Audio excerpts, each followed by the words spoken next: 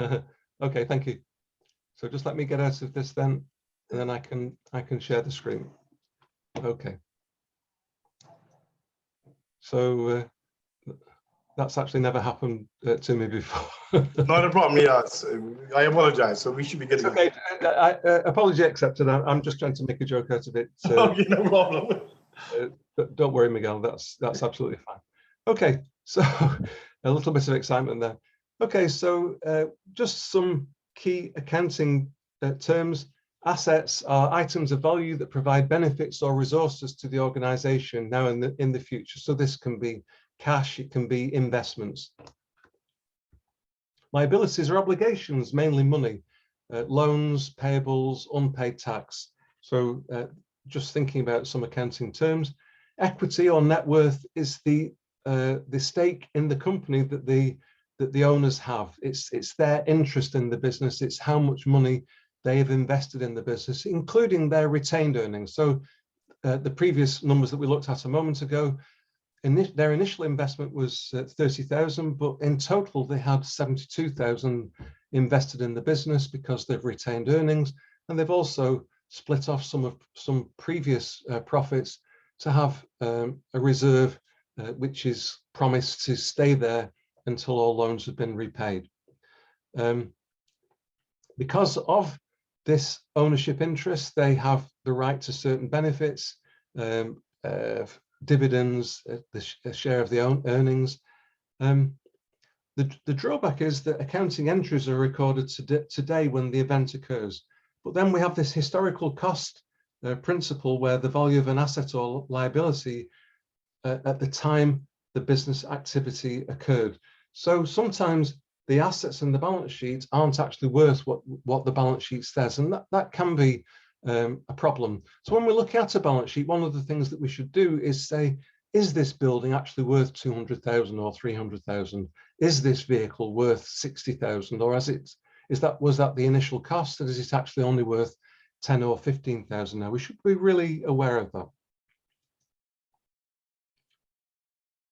So we have some golden rules, and the golden rule is the equity and the long-term debt,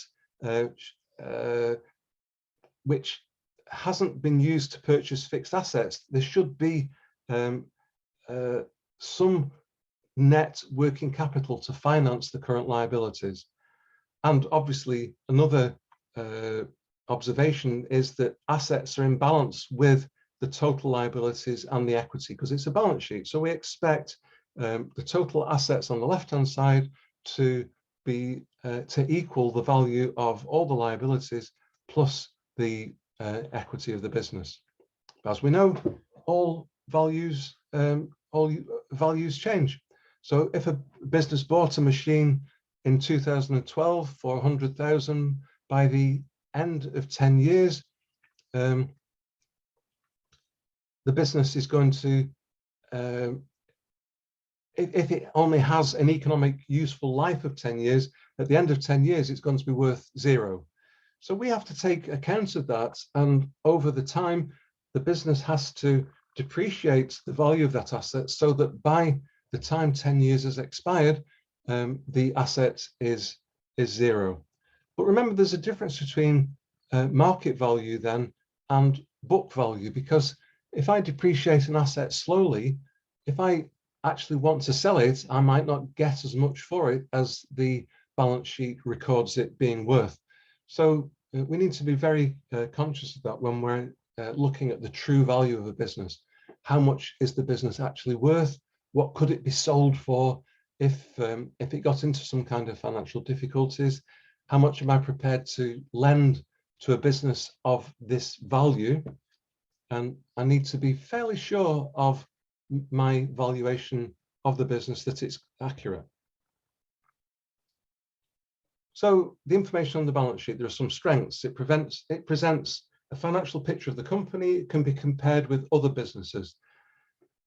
The weakness is, or the main weakness is, that the valuation of the assets may not reflect market values, and intangible assets, things like goodwill, will have little or no value in the event of a bankruptcy. Nobody's going to pay me extra money for a business if it was losing money. Nobody's going to pay me money for some kind of rights over some invention if they're losing money selling that invention. That's proprietary interest in that invention isn't going to have an awful lot of value to sell, probably. So intangible assets may have no value at all in a bankruptcy. And so, as I said before, does the company's balance sheet look right for the type of business?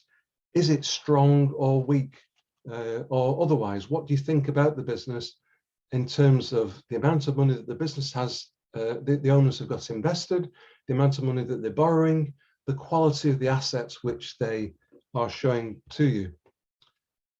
And as I said, a balance sheet between 1 year and another year can change. And the balance sheet will change because of earnings or losses, but it will also change because of various cash transactions. For example, if I purchase a fixed asset, it doesn't appear in the balance sheet, but it's a change in cash. It will be a change in loans, probably. So you will see big changes in assets which are nothing to do with the balance sheet, sorry, with the income statement. So we need to be very, very conscious of that, and that is why, as I said before, we do the cash flow analysis. And I'm not entirely sure how much time we'll use today, but I'll certainly show you how to calculate a cash flow analysis, because it's a very useful thing to be able to do. And the other thing that I'll do with you at the end of the course is I'll share with you a financial analysis spreadsheet which will calculate the cash flow for you automatically. So that would be a useful thing to have. But understanding cash flow calculation is very useful. I can just tell you a story. I was in Sri Lanka a few years ago, and I was working with a bank, and I looked at about 10 of their cases before I did some I was preparing some case studies for this particular bank using their own case studies. So I was looking at how they lent money, and I noticed that every single one of the case studies, these were loan applications, the risk department said to the credit committee that cash flow was very strong. And I could tell just by looking at the numbers, because of my experience, that actually cash flow was really weak.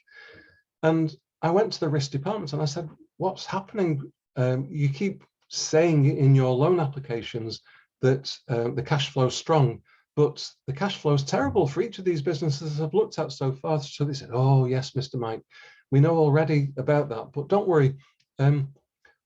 Everybody in the bank knows that the cash flow's wrong.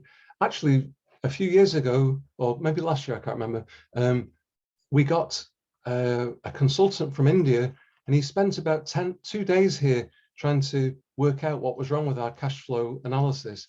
And he couldn't do it. He didn't know. It actually took me about 5 minutes to show them what was wrong with the cash flow analysis to make it right. So understanding how cash flow is analyzed is a really useful thing to be able to do.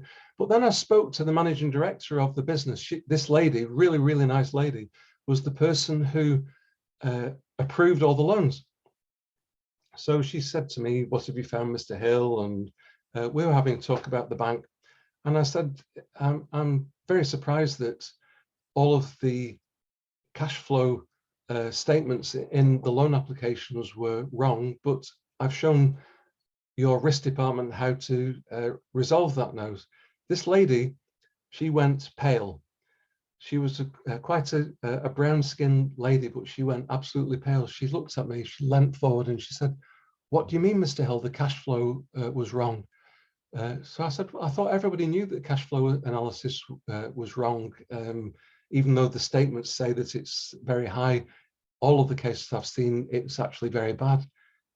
This lady who'd approved all the loans, she didn't know. Just imagine not being able to look at a cash flow analysis, know that it's wrong, and approve significant loans. Some of these loans were big loans. We were talking about $1 million, $2 million with terrible cash flow and she had no idea that there was a problem. It's a big, that was a big problem for that lady and for that bank. So just looking at depreciation, I can show you that there are different ways of calculating, two main ways. The first one is called the straight line method. And the formula is simply the cost of the asset minus any residual value. I'm going to own this car for 5 years. I believe that it cost me $20,000. I believe when I sell it, it will be worth $6,000. So what I'm going to do is deduct the residual value and then divide by the number of years that I'm going to keep it, because I want the residual value of the asset to be $6,000. So it's going to be $14,000 divided by the number of years that I keep the asset, so that by the time I get to the end of the time, the assets in my balance sheet will be worth 6,000, what I believe that it will be worth. So here's a calculation below. This particular asset was worth 100,000 on purchase price. The lifespan of the asset is 4 years, and at the end of that time it will be worth 0. So I'm going to divide 100,000 by 4. So I'm going to depreciate the asset by 25,000 per year, so that at the end of the final year, the asset in the book will be worth 0. But at the end of year 3, it will be worth 25,000, like that. That's a straight line basis. So 100,000 value the first year, 75, 50, 25, 0, like that. So there's a diagram. There's the 4-year period, and you can see at the end of the first year, second year, third year, and fourth year how this asset is depreciated. The reducing balance method is the alternative method, and then we do that to try and take account of the fact that a bigger proportion of the depreciation tends to be in the early years. I guess if any of you have been fortunate enough to buy a new car, you'll know that even the moment you walk out of the showroom, the car's worth less. You couldn't sell it to somebody else for the same price that you sold it for, or very, very rarely, unless these cars are in unbelievably high demand. There's a depreciation at the very beginning, and then that depreciation tends to tail off. So the reducing balance method takes account of that. So we have a business here that bought an asset with a useful life of 3 years. The cost of the asset is 2 million, and they're going to keep it for 3 years, but they expect that the value at the end of the third year will be 500,000, and they're going to depreciate the asset by 50% each year.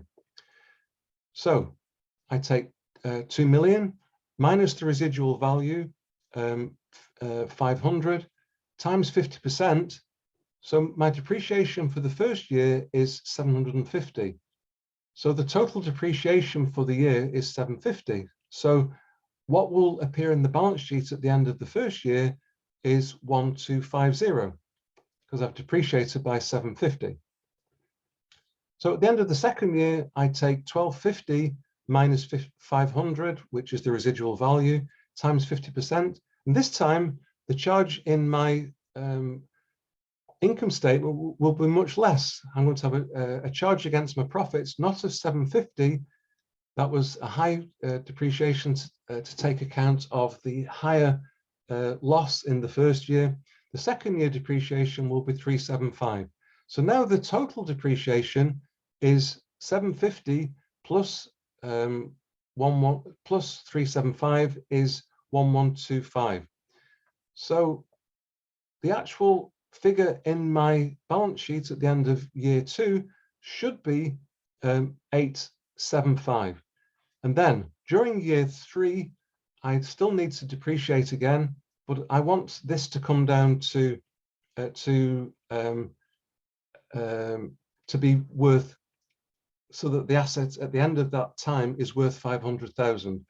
So I could use this calculation, but if it doesn't actually give me a scenario where I end up with the depreciation being 1.5 million, leaving me with an asset of 500,000, I take the balancing figure so that my depreciation for the final year gives me a residual value of what the asset is expected to be sold for.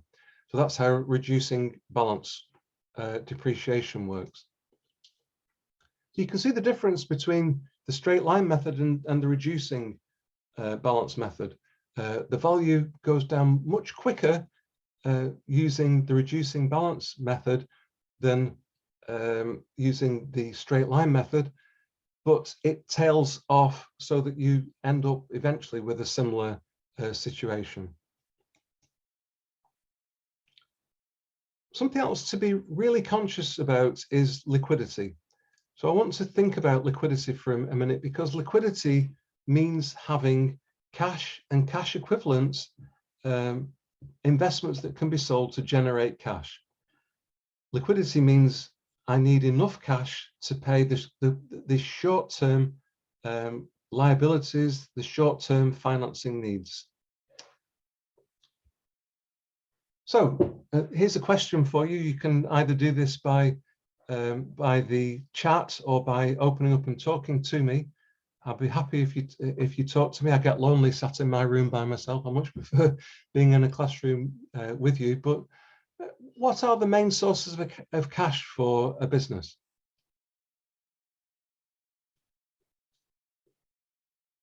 What are the main sources of cash for a business? Where are they going to get? Cash from sales and services? Cash from sales and services, yeah. If they're actually selling for cash, and some businesses do sell for cash, yeah, they're going to get cash from sales. Many businesses sell on credit, so then it depends how long you have to wait for that cash. Do you pay? Do your customers pay after 1 month, after 2 months, after 3 months? But sales from cash or cash sales is obviously a source of cash, yes. What are other sources of cash?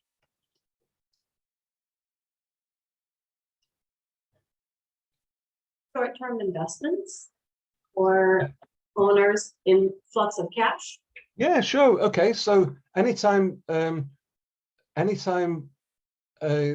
owners add equity to the business, that's going to be a source of cash for sure. And also, if the business has an investment, it might get income from that investment. So if the business has short-term or long-term loans or investments in stock market assets, it might get income from those. So yes. What else would be a source of cash usually? Well, it would be any loans as well, right? Loans is technically a form. Well, yeah, of course. Loans, yeah. So loans would be a source of cash. You're absolutely right. So anytime anytime a liability increases, that usually is a source of cash. So if my short-term loans increase, that should give me more cash. It might be used very quickly, but it is a source of cash. If my longer-term loans increase, it's a source of cash. If my suppliers give me more credits, my payables increase, that is also a source of cash. So every time you see on the balance sheet the liabilities increase, that's a source of cash. And at the same time, every time you see the assets reduce, other than depreciation, most asset reductions lead to a source of cash. So my inventory goes down because I sold it, hopefully not because I wrote stuff as a bad debt. But I'm not sure we also said, but like issuing bonds as well. The company can issue bonds. The company itself could issue bonds. If it's a larger type of company, it could issue bonds, which would be a form of long-term loan. Yeah, you're absolutely right. So if it's a larger type of company, for sure it could issue bonds itself. You're absolutely right. Okay, so there's actually lots of sources of cash, and we'll look at those more when we look at the cash flow analysis. Probably the first thing that we'll do next week, but we will look at a cash flow statement today, but I'll show you the cash flow analysis calculations at the beginning of next week. So working capital, as I've already said, is current assets minus current liabilities. And that's a sign. It's only a sign. It shouldn't be taken as a guarantee, but it's a sign of a company's ability to pay its bills and meet its other current obligations. I just want to show you how terms of trade can affect this timeline. Here's a business that got a delivery on the 1st of January. Okay, so on average, it pays its suppliers its payables after 62 days, according to the balance sheet. We can calculate average payable terms, and on average, the business must pay its suppliers after 62 days. So that's an important date to remember, but it's some way off. It's the beginning of March. Okay, this particular business holds raw materials for 25 days, which is a long time actually. Most businesses these days were just in time. So holding raw materials for such a long time is unusual, but it shows the point that I'm trying to make. They have work in progress. It takes time for the business to turn the raw materials into finished goods, and then they hold finished goods for 19 days. Some businesses, you actually see that there's 0 raw materials, there's 0 work in progress, but finished goods in total by itself is 69 or 70 days. But payment must be made here on day 62. But these goods haven't even been finished yet. The goods that were delivered on the 1st of January aren't actually ready for delivery yet. But, sorry, they're ready for delivery, but on average, they won't be delivered to customers until approximately day 74, the date of the sale. But the business doesn't even get cash then, because they sell on credit, and they sell on credit of 69 days. So actually, this business gets paid 143 days after the delivery for the goods. Now, I have to tell you that this is not unusual. You often see a situation where payables is 62 or 63 days, receivables is similar number of days, but then you also have this inventory. In this case, this inventory is 74 days, isn't it? Sorry, let me say that again. It's 74 days. So I was doubting my own maths then for a second. But just because receivables and payables equal each other, it doesn't mean that the business will be paid at a similar time, because it depends on how long the inventory is held. So then there's a financing gap between when the business must pay the supplier and when the cash will be received on average from the customers. And that gap between 62 days and when the cash is received 143 days is 81 days. Now, that's a long, long time to be waiting for cash to be received, because if the payables aren't paid on time, they will stop supplying. I've done an investigation into the attitude of suppliers to late payment, and they don't like it. And a lot of businesses are very strict on companies that don't pay on time. They stop supplying. It's as simple as that. And by the way, they demand payment for all the other money that's due and owing, which can be a real problem for businesses that have a cash problem. So this is called the cash conversion cycle, or the working capital cycle. This cash conversion cycle, the bigger this gap between when the suppliers must be paid and when the receivables pay, means that the business needs more liquidity. So lots of students come to my courses and they say, oh, Mike, we've been told that if a business has current assets equaling current liabilities, in other words, the current ratio is 100%, then everything's okay. I'm here to tell you folks, that is not true. It depends on this financing gap. The bigger the financing gap, the more liquidity a business needs. And actually, the only kind of business that can manage usually with a ratio of 100% current assets to liabilities is a supermarket, because there the picture is actually the opposite. Supermarkets, can I do this? Is this a picture? I can't remember. Oh, I can make it longer. Great. Supermarkets payables tend to be about 100 days. That's quite common for a supermarket. A supermarket doesn't have raw materials. A supermarket doesn't have work in progress. Oops. It does have finished goods, but the supermarkets that you know, I suspect that it's no more than 25 days. So then a supermarket's in a totally different situation to the other businesses that we're talking about. If this is 25 days, and lots of the supermarkets that I've seen aim to average 25 days for inventory. Clearly, bread and milk and fruit will be less than 25 days, but cans and packets are longer, and the average is about 25 days. Payables for lots of supermarkets is 100 days. They negotiate ferocious terms with their suppliers. This business, of course, doesn't have receivables. So we can move this down here. So then we don't have a financing gap. Actually, what they have is a surplus cash position caused by the fact that they make their sale after 25 days, but they don't have to pay their suppliers until 100 days.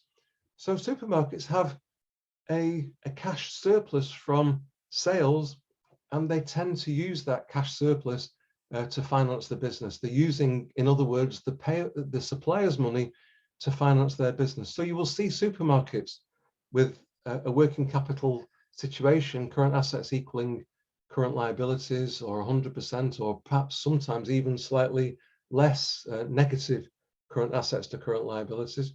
But most of the businesses with this financing gap need a much higher ratio than I've just been talking about there. Okay, so finally, we're going to look at the financial statement analysis, and I'm hoping that you're going to look at the balance sheet that I sent to you. Did you receive from Miguel the case study for clothing? Here we are, for clothing imports. Did you receive clothing imports? Do you have it available? Miguel, did you send this to them, please? We have the grocer from last. I'll take a look. I'll take a look about resending to everybody right now. The clothing report. Okay. Okay. Well, let's keep it here then. I'll tell you. That's a pity. I sent this by email a couple of days ago so that you'd receive it. I'm sorry that you haven't. So this business is a business. You're the relationship officer, and we've got this guy called Mr. Baziri, and he specializes in purchasing cheap fashion clothes from throughout the country, and it's actually throughout the world, really. I guess there's not much clothing manufacture in your country, but he distributes them to local retailers. So his present borrowings are a stock finance loan of 2 million, and the balance of his loan is 1.65. So he's allowed to go up to 2 million, but he's presently borrowing 1.65. You have collateral, which is a charge over the business, which is 360,000, and you also have a charge over the marketable goods. So he's got inventory of 2.6 million, and you have a charge over that. So you do have some collateral for your loan. He actually says that the property's worth 600,000, even though it's shown in the balance sheet as 300,000. Under the accountancy principles, IFRS principles, small businesses are not allowed to revalue their properties to make the values higher. Only public companies are allowed to do that. So you could have a situation where a building is worth more than the value shown in the balance sheet. So you have a kind of a hidden reserve in the balance sheet. That does happen sometimes. Anyway, he's given you financial statements for the last 2 years, and we're going to conduct a financial analysis of this business. Just let me show you.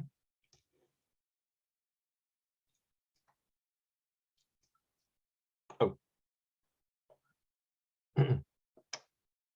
Is that big enough for you to be able to see on your screen? I can make it a little bit bigger, I think. Let me make it bigger.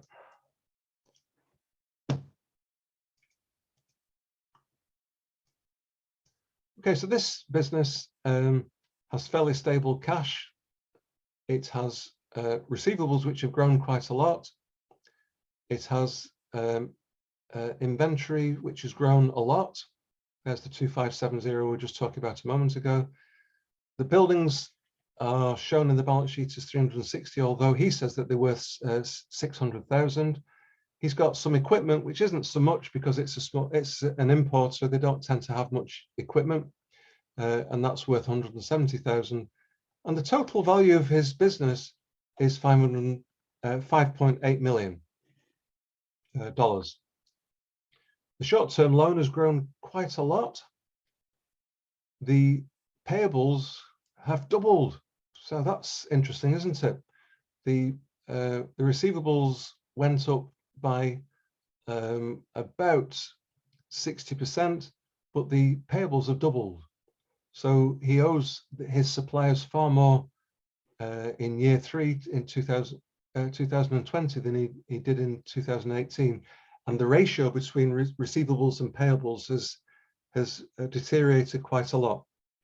He's got a small equipment loan. He owes a little bit of taxation, which is very common in balance sheets, because the balance sheet is drawn up as at the last day of the year. The income statement was drawn up that year, and then tax isn't usually paid on those earnings until later in the year, April, May, June, something like that, depending on the country involved. So you will normally see taxation for the most recent year, and that number should equal the tax outstanding from the most recent tax year. If it doesn't, it means that they've got some unpaid tax. He's also invested a loan of $100,000. So his total equity is 980, plus we could say that this director's loan is another investment by him. So he's got an investment of just over $1 million. He's got this longer term loan, and then he's got his share capital plus his retained earnings. And we can see that his retained earnings increased a lot in 2019, but by not very much in 2020. So hardly any retained earnings here, but a big increase in the liabilities and a big increase in the assets, and that was financed not by the owner, but by the short-term loan and by the supplier. So a lot of finance for the last 12 months has come not from the owner of the business, but from outside sources, and that essentially makes the business a little bit more risky, at least. If we look at his income statement, we can see that his sales have grown quite quickly, from 9 million to 13 million. His cost of goods sold, that's his, for this kind of business, this will be the actual value to him of the goods that he sold, the clothes that he sold, has gone up in value. So actually his gross profit has fallen away quite a lot. Even though his sales grew by a lot, his gross profit hardly grew at all, from between 2018 to 2020. His costs, of course, have increased. You would expect costs to increase. So his sales increase, his costs will increase just because of that. But his gross profit hardly increased at all. So the amount of income from sales to pay costs has stalled for some reason, which we need to assess. Depreciation was on a straight line basis. Because he's borrowing more, he's paying more interest. He's not paying any tax in the most recent year because the profits were too low, but he had some tax owing. He had tax owing of 50, so that means that he only paid half of last year's tax, so that's a worry. And finally, you can see the retained profit. We had retained profit of 160 here. This grew from 600 to 760. That's where the retained profit went to. And the retained profit for the last year was 20, and it changed from 760 to 780. So these distributable reserves or retained earnings, probably a better word, have changed because of the income for the year. So we really need to work out what happened here. Why did this deteriorate a little bit, even though the sales increased? We need to look into that carefully. So I'm going to see some financial statements, some ratios. So let me talk about the ratios.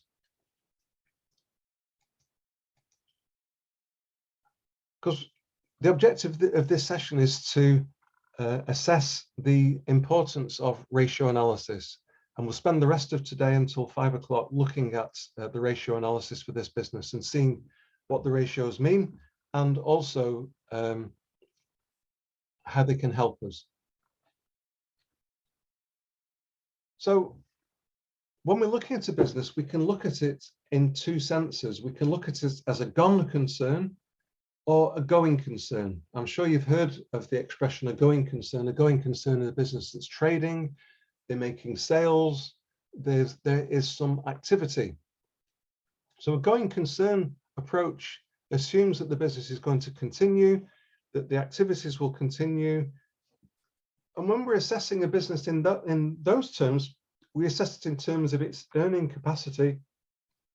How much will be people prepared to invest in the business, and we're thinking about the future. If we're thinking about a gone concern, we're thinking this business is likely to go into bankruptcy soon, and what could these assets be sold for, and how much would the bank get if we enter a forced sale? Forced sale is quite a concern, because quite often when you get into a bankruptcy situation, the assets that you see in the balance sheet are worth far less than the property, far less than the asset values. And I don't know if you have any idea about this, but you have property, you have receivables or debtors, you have inventory, and you have machine and equipment. So I'll just put equipment here. Can anybody assess what percentage value of the balance sheet values are usual amounts that businesses are sold for if they sell their assets in a forced sale basis? So we've got property, we've got receivables, we've got inventory, we've got equipment. Just give me percentages. If it's a forced sale, what's the average that the property will be sold for? Anybody got any idea? Would it be the balance sheet value? Would it be higher? Would it be lower? Would it be like 80% of the value? Did you say 80%? Yeah. Okay. Anybody else got a thought about this?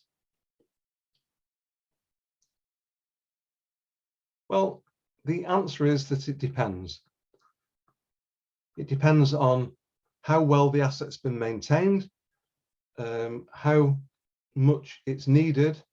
So is this property well maintained?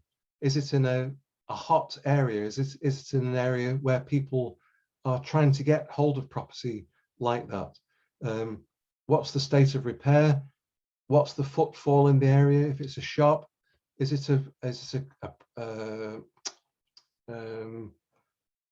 a good area or a bad area? Those are some of the questions that come to mind. But quite often it's difficult to sell a property on a for sale basis because banks and other people who are owed money, creditors, expect to be paid pretty quickly. So a liquidator of a business tends to sell a property as quickly as possible. If it's sold on a for sale basis, it quite often goes to an auction, and on average you can actually see that these businesses or these buildings are often sold for between 60 and 70%. And that's it. As I say, it does depend. It depends on the quality of the asset and the location of the asset, but that's a kind of an international average. I use this ratio a lot, and I think I feel quite comfortable to say, be thinking in those general terms if you don't actually know. Now, receivables, these people owe the business money. They've received goods, so they should pay. So you could expect this to be 100%, but it can be anything from between 0 to about 70%. And the reason for that is that usually, often the debtors are in a contractual situation. The company has agreed to supply them, and if they don't supply them in the future, they will have to find a new supplier, and this is going to put their business in difficulties. So you often find that receivables or debtors counterclaim against the business. Smaller amounts owed tend not to pay because they expect that the liquidator will think it's too much trouble to go to court to get the money back. And quite often they say stupid things like, oh, these goods weren't very good quality and we were going to return them, so please take them back, we don't want them anymore. Those kind of things. So it's quite often a problem. So it can be anywhere between 0 to 70%, but it tends to be 60 to 70%. But I have seen situations where there's a lots of counterclaims and it is actually 0. So please be careful about that. Inventory, again, it depends on what type of business it is. This is a clothing importer. And remember that if it's fashion goods, fashions change very quickly. And if I'm trying to sell spring goods in the summer or in the winter, this is last year's spring goods, and you quite often don't get a very high value. Clearly, fresh foods will have no value at all by the time a liquidator takes over. And inventory can often be about 25%, approximately 25%. And equipment, again, it depends on the depreciation value. It depends how desirable it is, how much do people need it, how much do people want it. But quite often equipment is quite expensive to dismantle, particularly large machines. They take a lot of dismantling, moving from one place to another. So the actual cost of moving lots of equipment is a disincentive for people to buy it. And again, you quite often see very low valuations for equipment. So it can be high if it's a brand new Microsoft Surface computer or laptop or an Apple Mac or something like that. But you'll often see that equipment goes for between 20 and 30% of balance sheet value. This is in a gone concern situation. In going concern, if the business is making nice profits, if it's growing nicely, we don't need to concern ourselves too much about this. But this is looking at a kind of a risk situation. If this business hits troubled times because the economy is deteriorating, what will happen to the business? So it's nice to have these ratios. It's nice to be able to compare the results between one business and another, between what year 1, 2, and 3, between other companies within a sector. So look at the sector performance and compare it with your company's performance to look at the present situation. And we're trying to find areas of possible weakness. So I can learn lots from these financial information. Actually, I can learn about operating performance. I can learn about liquidity. I can learn about profitability. I can learn about cash flow. I can learn about return, and I can learn about solvency. So I've got a lot of information here, which I'm going to assess. And I tend to think about this in terms of giving each of those sectors a score. Is this good operating performance? And I try and think of looking at this between 1 and 5. So operating performance, liquidity, how good is the liquidity? How good is the profits or the profitability? How good is the cash flow? How good is the return on equity? And what about solvency? We have some solvency ratios. How solvent is the business? How does it stack up against our risk ratios between 1 and 5 for each one, with 1 being bad and 5 being good?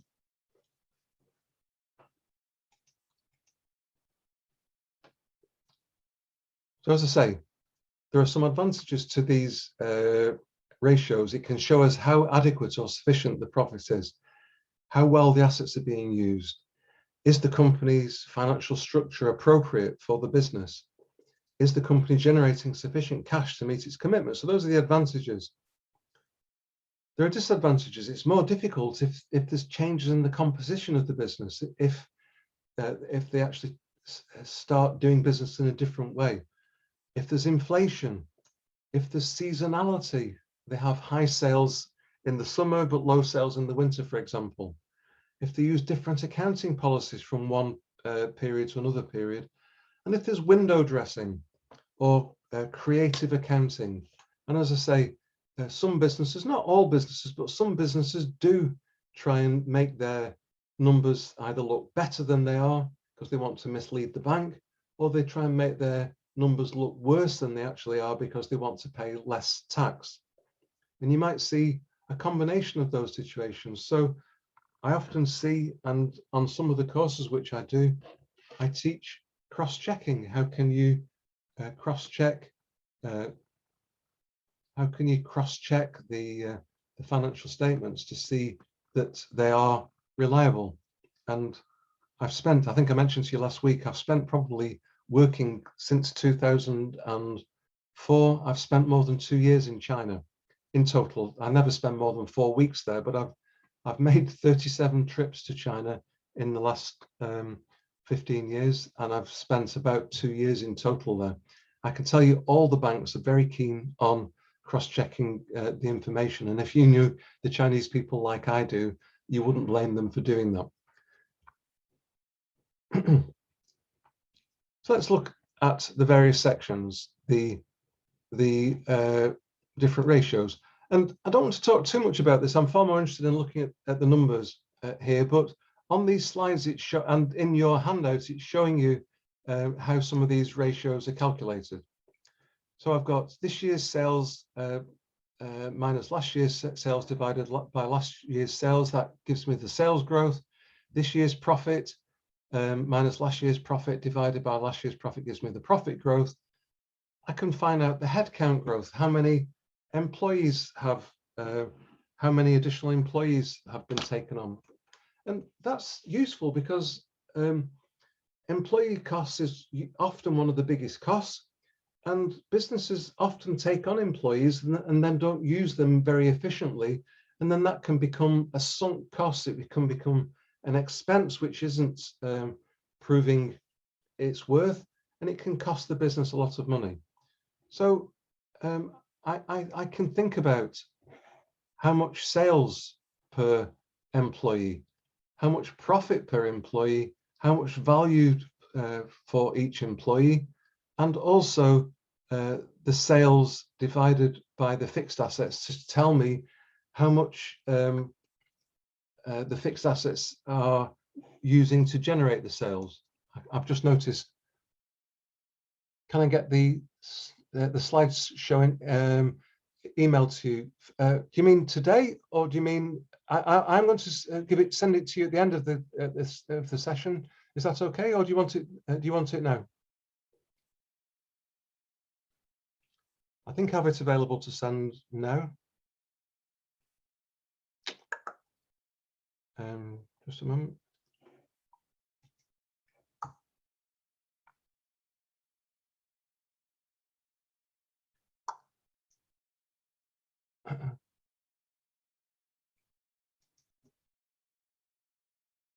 No, I promise that I will send it to you at the end of the day today. I want to send a PDF rather than the actual PowerPoint. But after the session is good, that's fine. You don't have to hold up the class. That's perfect. Thank you. I'm glad that you said that. Okay, so let me bring up the case study, because we've got these ratios here, and we've got sales have grown by 17% and 24%. The profits actually fell. They didn't grow. They fell by 6% and 88%. And the fixed assets, that's a very, very high percentage. But the reason for that is that most businesses like this don't have big fixed assets totals, and therefore big numbers appear when the fixed assets are small in relation to the sales. But clearly, if sales were growing and the number of employees stayed the same, so hopefully all of those other ratios should have improved. Okay, so for operations, I didn't give you all of the ratios in here, but for operations, I could say, what is it between 1 and 5? And sales growth is good. Okay, so I might give it 4 for that, but I'm going to put a question mark on that, because remember what I said about sales. Sales can grow, but it can also put a strain on liquidity. So if I look at this by itself, I might say that great, sales have grown. Actually, profits didn't grow, so perhaps I shouldn't have it as 4. Perhaps I should have it as lower than that. Perhaps I should have it as 3. But I ought to be thinking, what about liquidity? What will be the effect of this increase in sales on liquidity? So let's look at the liquid situation now. I have the same request. Believe me, you probably didn't hear me say at the beginning, but I am going to send everybody the slides. So hopefully you'll receive the slides at the end of the session. I'll send them to Miguel. So hopefully, if by Monday you haven't received the slides, send Miguel an email and say, Miguel, where's our slides, please? Mike said he would send them to us. So I will send them to you, I promise. Okay, so where am I on here? So remember liquidity. Remember this this starting position: raw materials, inventory, production, finished goods, sales, accounts receivable, collection. Remember this operating cycle, and needing, the longer this cycle is, the more liquidity a business needs. If it's a supermarket, you can take out the production and the finished inventory, you just have the finished goods. But even so, we still have this cycle that needs to be taken into account. Supermarkets don't have accounts receivable. So liquidity means having sufficient cash or access to cash or short-term loans to be able to meet an organization's current and near funding needs. Working capital is current assets minus current liabilities, and the working capital, the surplus working capital, is the sign of the company's ability to pay its bills or meet other current obligations. So we calculate the current ratio by all the current assets divided by the current liabilities. So it's cash plus the short plus the credit bank, any marketable securities, receivables and inventory, total current assets divided by total liabilities, which will give us a ratio. We also look at the quick ratio, which excludes inventory, because inventory is the thing that makes that cycle much slower. So we say that the quick assets, the things that can be more quickly turned into cash, excludes inventory. So therefore, then we look at short-term liabilities and say how much, how many quick assets are there to fund the short-term liabilities. We also look at the liquid surplus. The liquid surplus is the current assets minus the current liabilities as a percentage of sales. So this is quite nice because as I see my sales growing, I'd like to see that ratio stay the same. I'd like to see that liquidity is at least moving in harmony with sales. I can look at the working assets, which are simply receivables, inventory minus payables as a percentage of sales. And I can look at retained earnings as a percentage of sales, because retained earnings is the thing that's going to be financing the growth in working capital from the owner's side. So looking at the retained earnings as a percentage of sales is quite useful also. So we'll look at management of working capital in a moment, but let's look at these second set of ratios. I've got a current ratio of 112%, 115%, and 111%. I've got a quick ratio of, so that means my quick assets are only 65, 60, and 56. And my liquid surplus to sales ratio has stayed pretty much the same. So as sales have grown, there is at least some liquid surplus. It hasn't got better, but it hasn't got much worse. So again, I'm looking at the liquid surplus. I've got these ones down here now. Okay. I'm looking at the liquid surplus and saying, actually, this business has a cash conversion cycle of 55, 59, and 55 days. Is 110, is 112% enough? Well, actually, it probably isn't, and particularly when you look at the quick ratio, where the quick assets are less than the short-term liabilities. So for this business, liquidity is actually quite weak.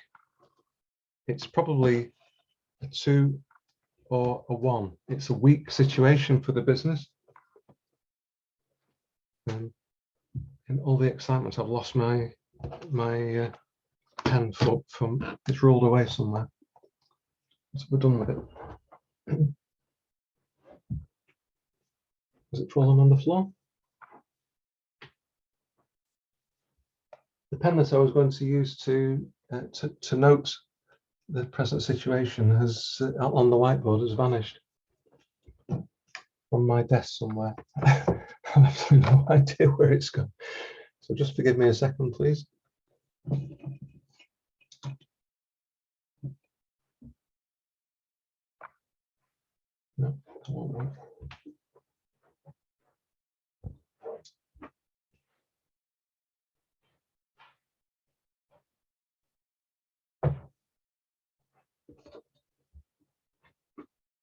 That's extremely strange. I've absolutely no idea where that's gone to, I'm afraid. Oh, here it is. For you. Okay. So for this business to have such a low level of liquidity, 110% for the current ratio, and only 60% or so for the quick ratio, that's a very weak situation. So the liquidity is low, is poor. Okay, so let's look at the profitability. Sorry, let's look at. I've done it the wrong way around. I've skipped the next set of ratios on here. I should have also put in here working capital. Okay, so in working capital, the ratios are quite simple. I divide receivables by sales times 365. I divide inventory by cost of goods sold times 365, and I divide payables by cost of goods sold times 365. And this will give me the approximate number of days that it takes for me to get my money back from my customers. It will give me approximately how long I keep inventory, and it will give me approximately how long it takes for the business to pay the suppliers. And then the liquidity cycle, or the cash conversion cycle, is receivable days plus inventory days minus payable days. Let's just have a look at the ratio.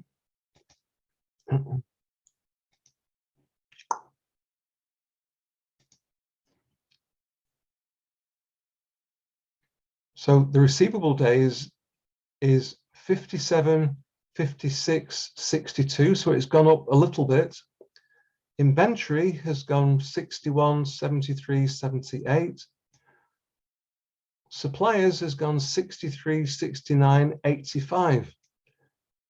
And the cash conversion cycle, because the suppliers have increased such a lot, even though receivables has gone worse, even though inventory has gone worse in terms of how quickly the inventory is sold, the cash conversion cycle has stayed pretty much the same because the suppliers are providing more money. So this is a question, and I want you to answer, please. I'll wait for a moment while you do answer. What could cause the receivables to worsen? Why would customers pay more slowly? Please feel free to talk. Switch on your microphone so that you can talk. Why would customers pay more slowly? Because this is going to have an effect on my cash. It means that my cash is taking longer to come into the bank account. Are they receiving bills Sorry? on, Please say again. are they receiving their bills on time? Well, that's one thing. Is the company issuing the bill on time? So poor management of invoicing system is a very good answer. That is one of the answers. Correct. Yes, but there are others. Loss of employment. Loss of employment. Okay, so the customer is struggling to pay because it tends not to be loss of employment so much as because they usually sell to businesses.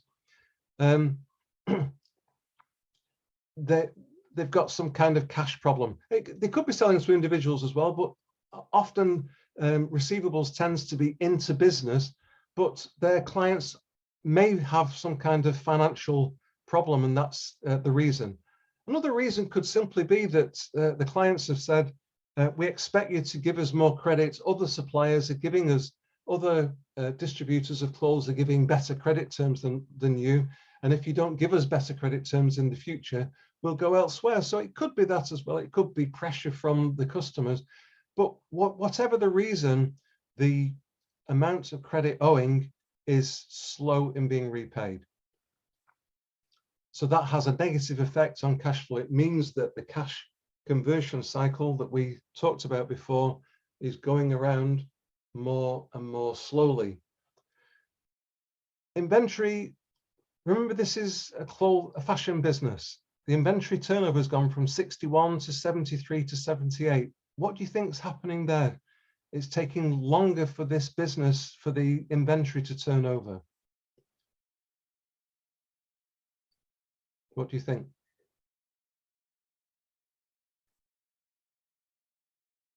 This could really be a warning sign. This could be some unsaleable stock.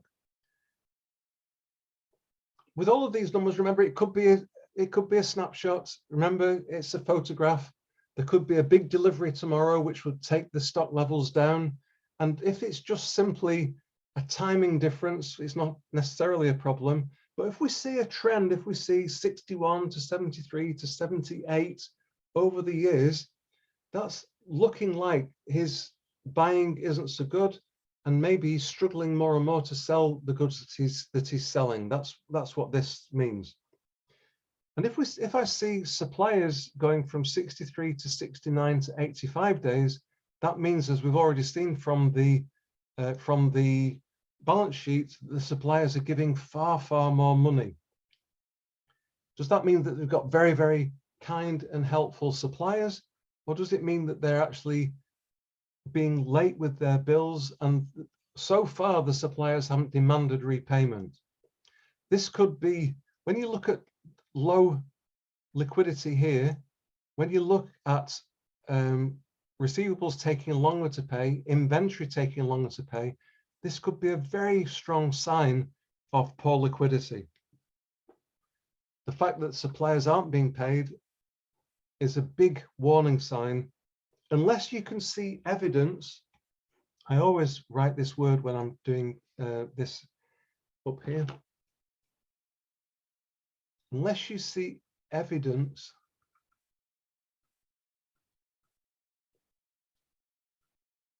that the suppliers have actually given additional terms, they're happy at 80 odd days, gone up from 60 odd days. Unless they actually say, yes, in future, you may pay us after 85 days rather than 63 days, I would be very concerned to see that. So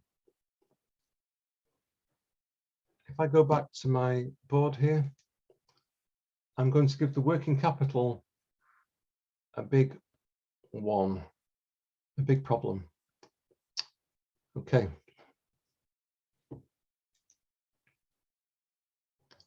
So now I'm going to come to the profitability ratios. This is just a reminder of the working capital. But for the earnings ratios, I look at the gross earnings, which you saw earlier, which hadn't changed. They were approximately 900,000, do you remember, divided by sales.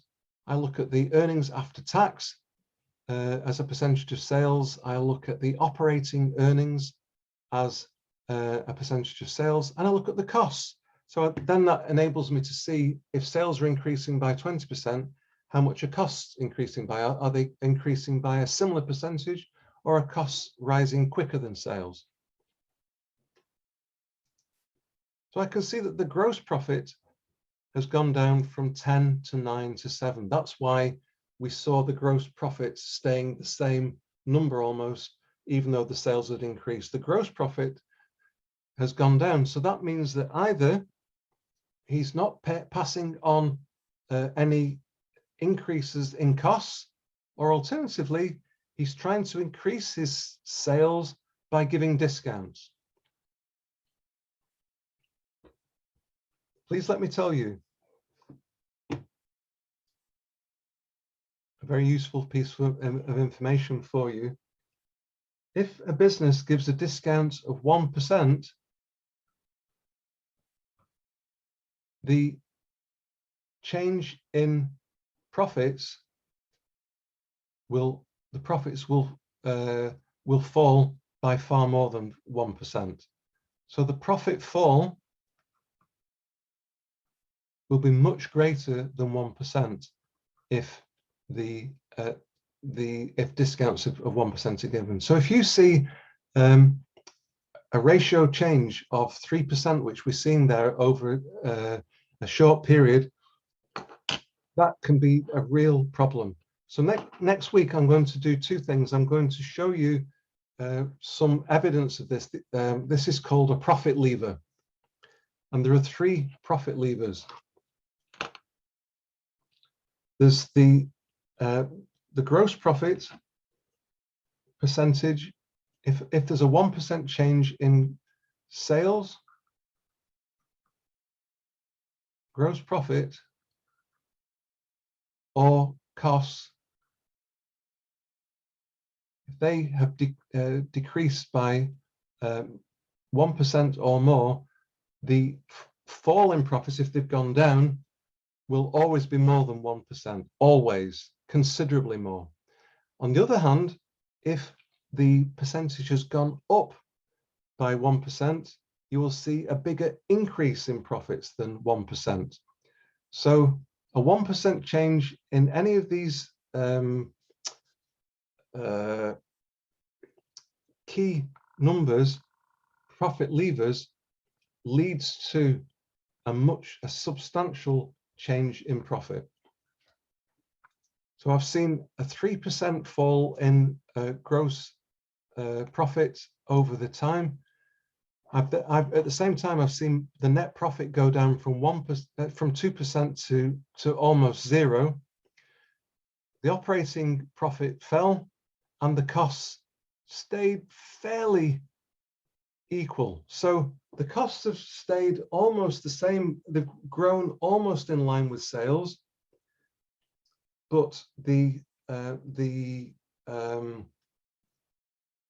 actual amount of profit, mainly caused by change in the gross margin, change in the cost of goods, either a fall in the sale price or an unrecovered increase in the cost of goods sold, has meant that the gross margin has gone down. And that's had a hugely negative effect on the profitability of this business. So this business has gone from being reasonably profitable. Let's just remind ourselves of the numbers. This business has gone from being reasonably profitable, 170,000, 160,000, 20,000. The profits have fallen away dramatically, and that's caused by mainly this change in gross margin of 3% over a 3-year period. Okay, so what am I going to give? Profits. I'm going to give the profits for this business also 1, because the profitability is bad. Now, there are no cash flow ratios in here because that isn't shown within your workbook that was produced by Mr. Checkley. So I'll move straight on to the return ratios. With return, there are a number of ways of calculating this, but I tend to use earnings before tax, because what I'm usually comparing this with is interest in a bank, and interest in a bank is granted before tax.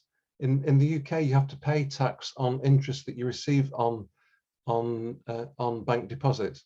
So if I'm comparing interest before tax from a bank deposit, I like to compare it with interest before tax, earnings before tax in a business. So I take the earnings before tax and I divide it by the capital or the net worth, so the total capital. In this business, the return on equity was 31%, which is very, very good. If I'm getting my equity back in profits every 3 years, I should be pretty happy with that. I'm getting it back every 4 years here, and then suddenly it's totally collapsed. So the return on equity has totally collapsed. I can also assess the return on total assets, because as my assets increase, and we saw that total assets increased substantially, I should get a return on those assets. So again, return on total assets was 7%, almost 6%, and then 0%. So you can see that that's pretty dreadful. So my assessment of this business isn't looking so great, really, because I'm saying that probably the return is also really bad, and I'm saying that the return is probably also 1.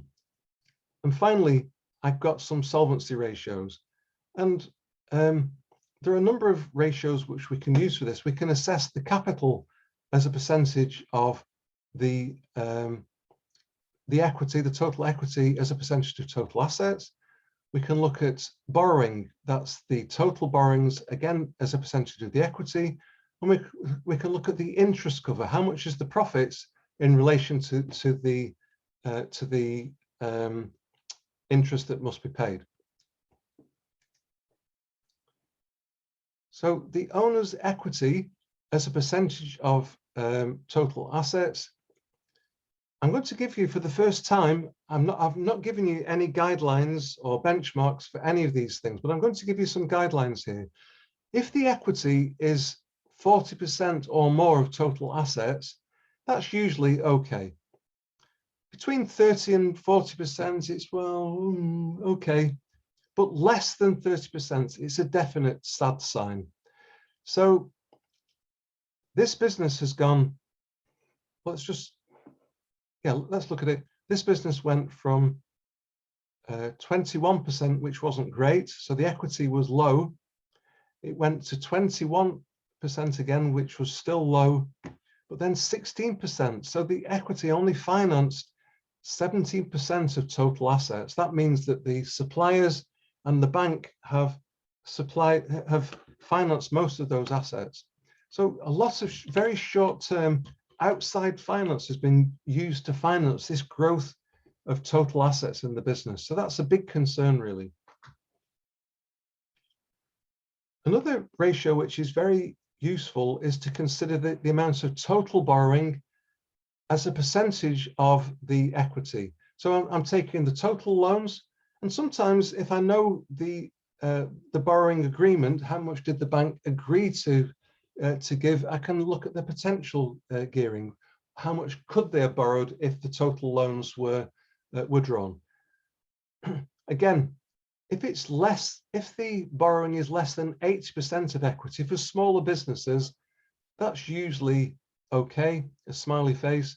Between 180 and 100, well, not too bad. Anything more than 100 is a sad face, and that's the same for the potential gearing as well.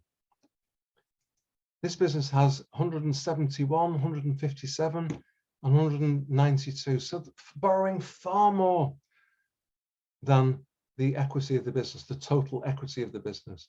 So that's a big concern again. And finally, I can look at interest cover, and I want the interest before interest is paid. So the total interest before interest is paid in the earnings before interest is paid.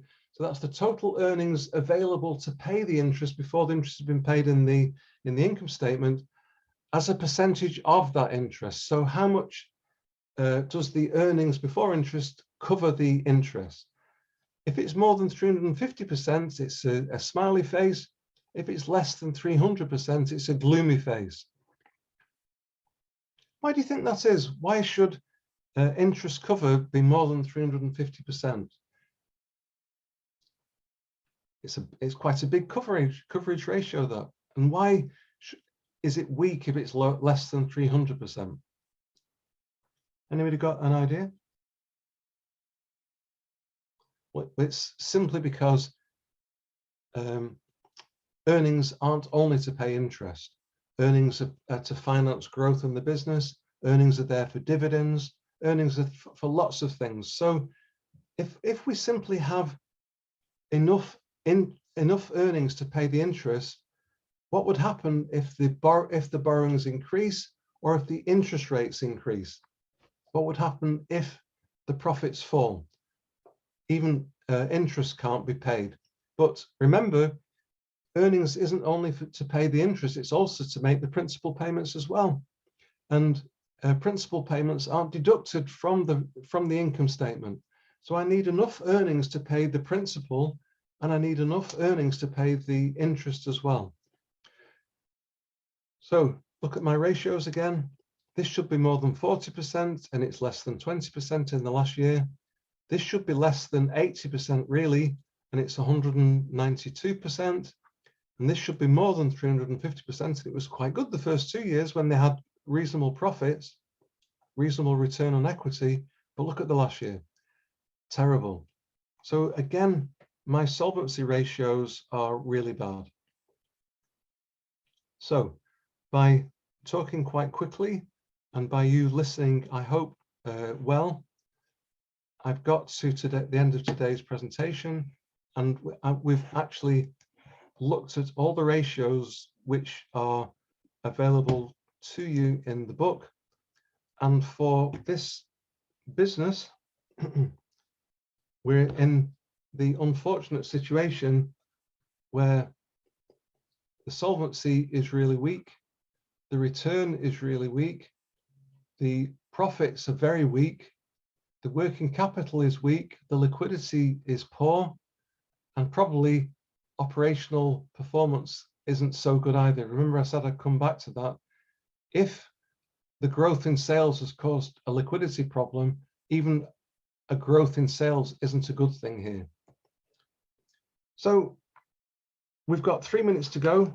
I promise to come back to this at the beginning of next week. I promise that I'll do that. I promise that I'll send the slides, the PowerPoint presentation, and I promise that I will show you some more about this case study. I'll show you how to assess the case study, looking at the past, the present, and the future. So we haven't finished yet. We've got more to talk about. How are you feeling about today? Are you feeling confused? Are you feeling reasonably happy with what I've been saying so far?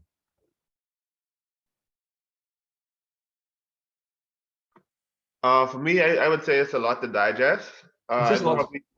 Yeah, there's a lot to digest. Once I get the slides, I'll probably just read over it again. Okay. And make the notes. Okay. Please again also read the handout which was sent at the very beginning. That talks about financial analysis as well. If you find that you're struggling and you want some more information, please send me a message. I'll give you my contact details. I'm quite happy for you to send me a message and say you need some more. Ask me a question. Here. Oh. Are we going to get a recording of the classes? Miguel is taking a recording of the class, yeah. So today's session is being recorded. I guess it will be uploaded onto the system somewhere. Miguel, where is the recording kept?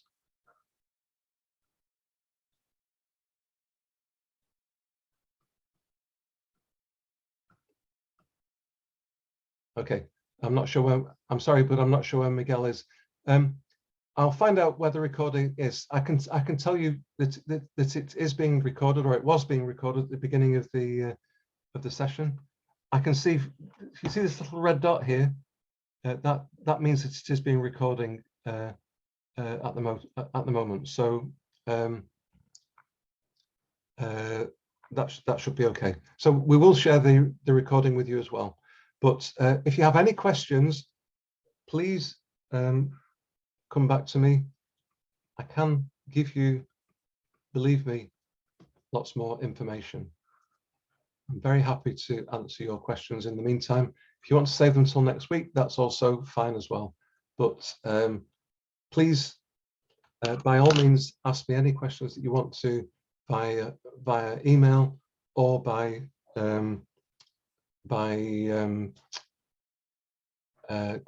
verbal question next week.